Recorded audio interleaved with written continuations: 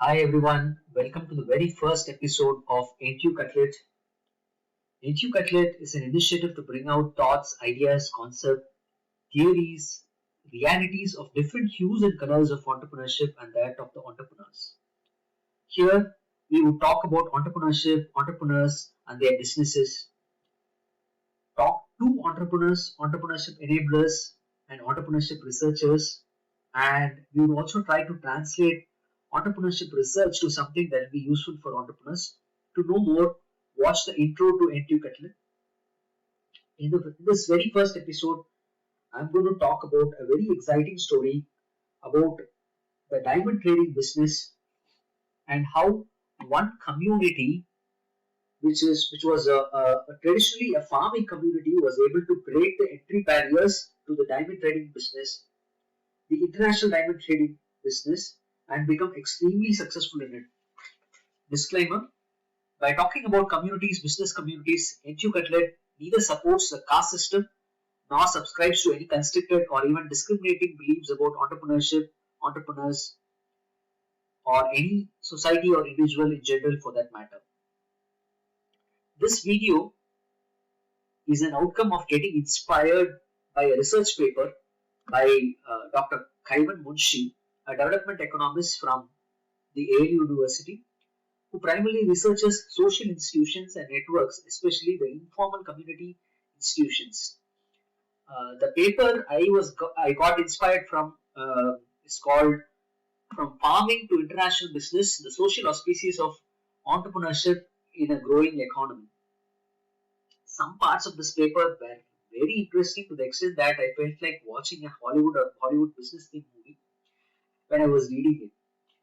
It is an amazing story, something like an underdog to riches story, and with it, a lot of learnings and insights.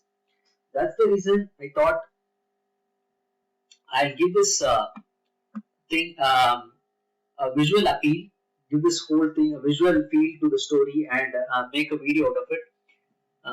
Let me zoom out and show what I'm actually going to do. So put try to convert the story sort of in a visual format. Okay, so I'm kind of trying to make it interesting.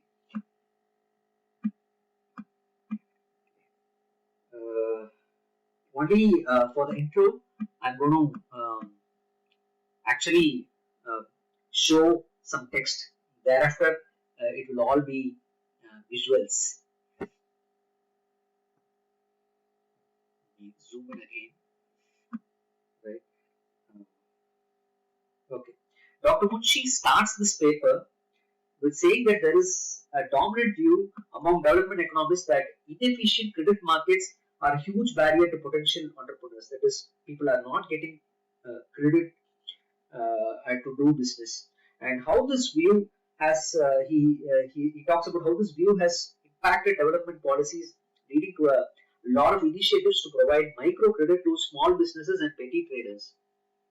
He then differentiates this paper by saying that this paper is concerned with business activities that employ much greater capital and labor, unlike the small businesses and petty trading, and that in this class of business, a lack of connection or commercial know-how is a more significant barrier to entry than the lack of credit itself. Okay, so what do I mean? What does he mean by connections and commercial know-hows? Dr. Munshi explains.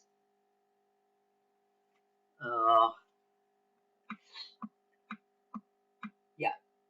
So he says that every to a business for a business to succeed in India, you need the knowledge of the system, right? So including things like legal loopholes and who to bribe. He says connections are required to buyers, sellers, bank loan officers, and other government officials. So if a person who's born in a business family has a distinct advantage when compared to others, because it makes it very easy for them to get credit, bank credit, and they also get training, and they also get experience through the way of teaching from their parents and grandparents, and they learn how to exploit opportunities that is available in the system. And for a person who's born in a business community, okay, first was business family alone, now it is community, they have an additional advantage. Okay, what they get the community working for them. That is, with a community based network, they get credit, insurance, business connections through sorry, through various members, through their members throughout the world, right?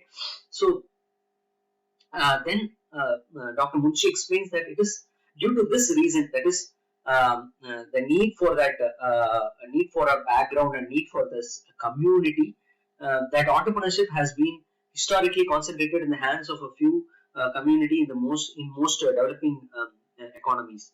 And then he says that if this economies need to go on a steeper growth path, this structure, that is the entrepreneurship being in the hands of only a few communities, this structure would not suffice. Okay. Then Dr. Munshi talks about how entrepreneurship has evolved in India based on this community structure, starting from the Vaishyas. Then he goes on, he talks about, he just touches upon the activities done by various communities like Jains, Parsis, Gujarati Baniyas, Marwaris, etc. But this paper's main focus is on how non-mercantile communities transition and can transition into business, right? So he even cites a reference to previous works which talks about how the Gounder community transitioned from agriculture to textile manufacturing and exports in Tirupur, Tamil Nadu. So with this background, the paper further talks about a particular business, that is the diamond business and diamond trading business, and how a particular community was able to break the barriers and move from farming to international business. Okay, and the paper also empirically, that is proves with observational evidence, shows that how community network plays a huge role in this transition. Okay, so now let's move to the beginning of this amazing story.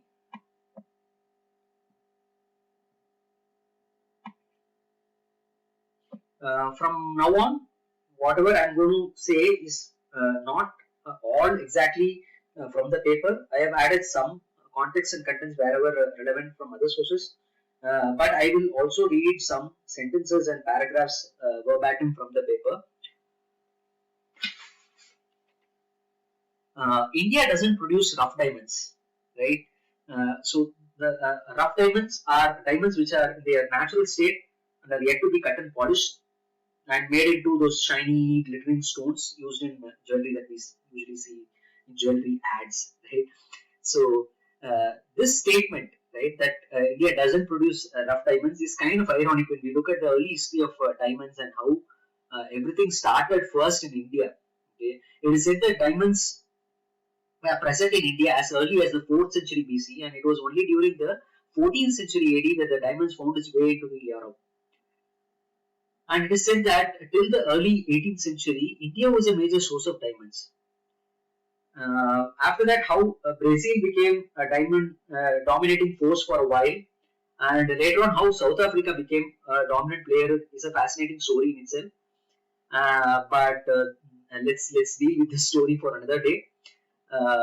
Now, this story that we are currently dealing with is about the diamond industry in India from the 1960s till the beginning of around 2000s. Like I said, India doesn't produce rough diamonds. Rough diamonds need to be imported from Antwerpen in Belgium. Okay, so after importing, they are sent to workshops and factories like this. Okay, factories like this in Surat and in nearby places in Gujarat. So after the rough diamonds are cut and polished, they are sent from these workshops to the Mumbai market or exported directly to foreign countries. Okay, this paper was actually published in 2007, and at that time of writing this paper, Dr. Munshi notes that the diamond exports were 14% of all the merchandise exports in India. But let's look at the current scenario. So I picked up some data from the Department of Commerce. Diamond export is still a very big chunk of all exports from India, and it has in fact grown multifolded. It is the second biggest item in terms of value of exports. You can see that here, but the percentage contribution to all the exports has decreased to about 6%, but the value has increased. Okay, then in terms of the value, it is about $25 billion, right? And this 9.3% that you see here is inclusive of diamonds, pearls, and other stones. Diamond as such is just is 6% of the total exports, but still it's a very big value and contribution. And again, at the time of writing this paper, Dr. Munshi notes that India has a market share of about 85% of the total cut and polished diamond market. Okay, so this recent Bain & Company's report says that India has 95% market share of global polished diamond manufacturing. 95%, that is huge. These data make us understand the significance of diamond industry and diamond export in the context of India's overall business and India's exports. Right. Okay. So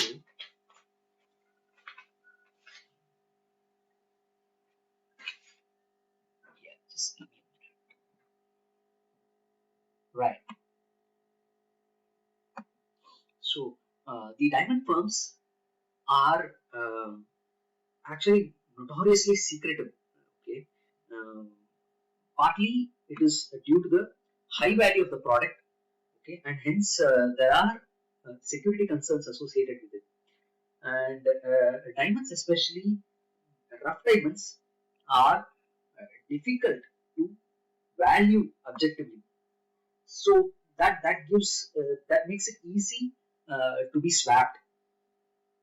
Okay, because of these factors, it's a high value, the security concerns, and this issue with the swapping thing.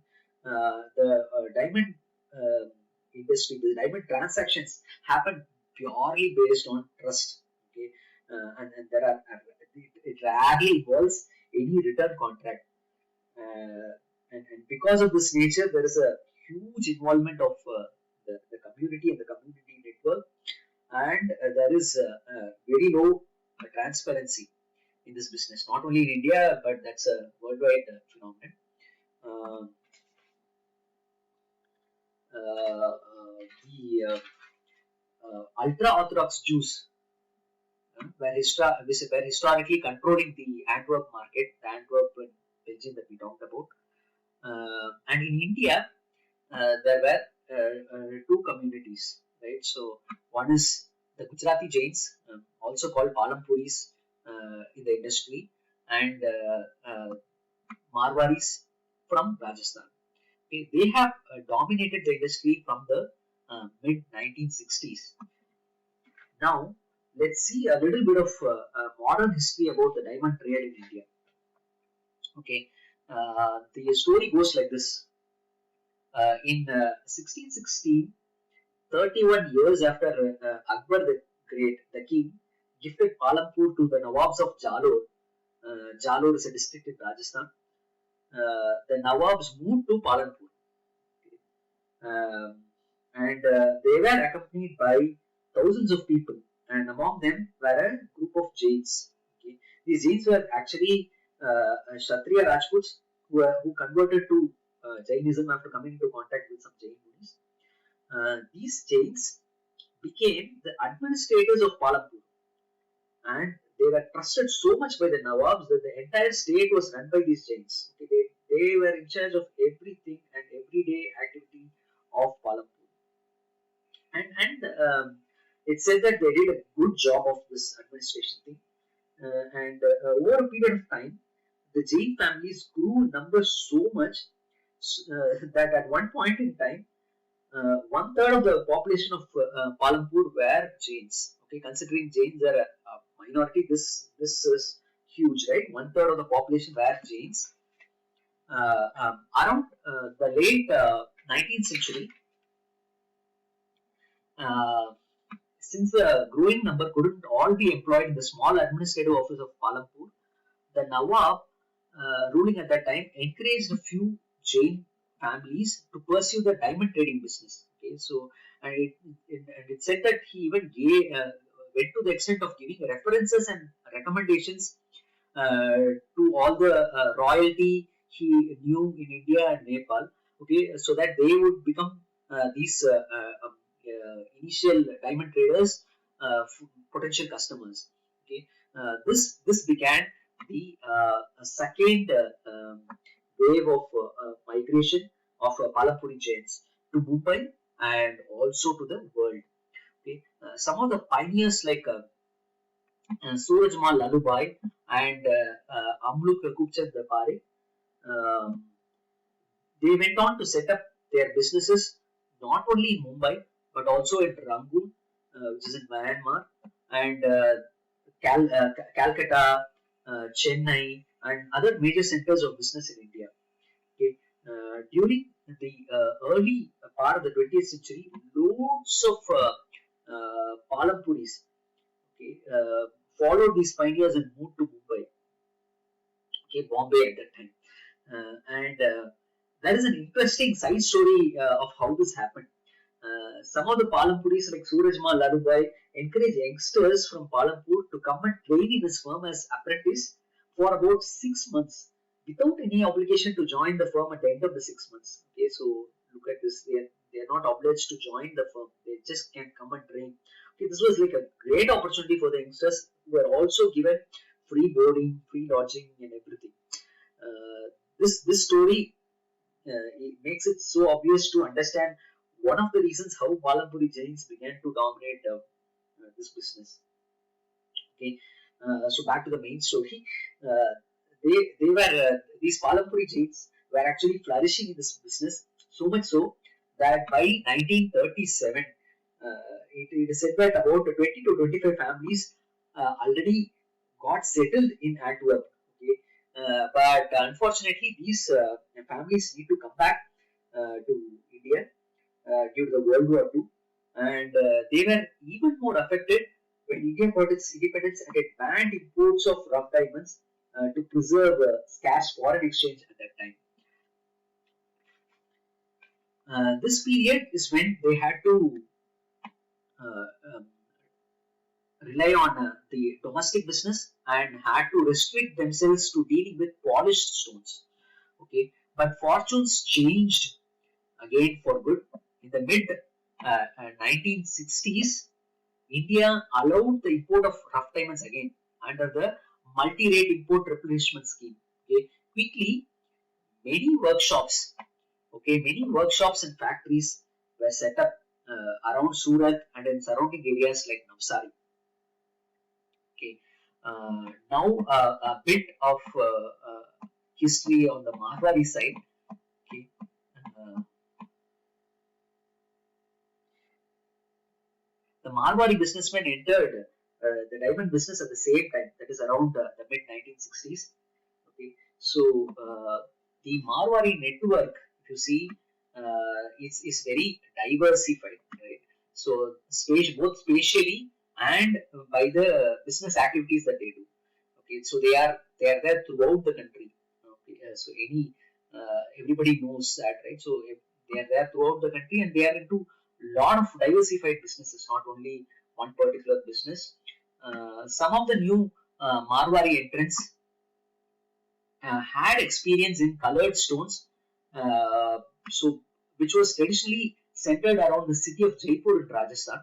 But other merchants were attracted to this industry basically by the high rate of interest, high return of investment in the diamond industry. Um okay, So this industry, there is a commitment problem in this industry, right? That is by commitment problem, what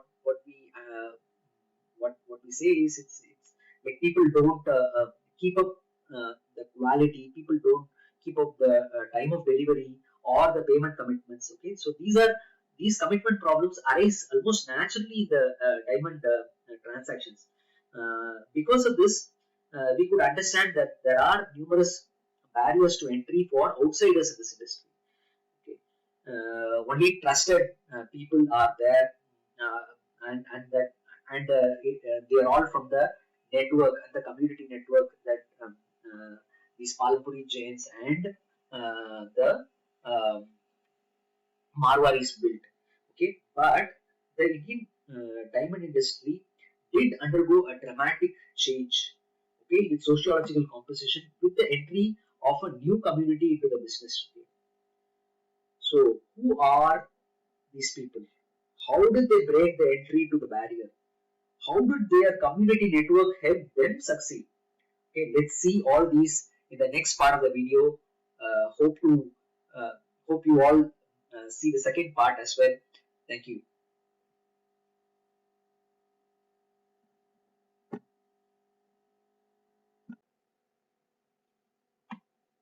Hi everyone, welcome to the very first episode of int'l.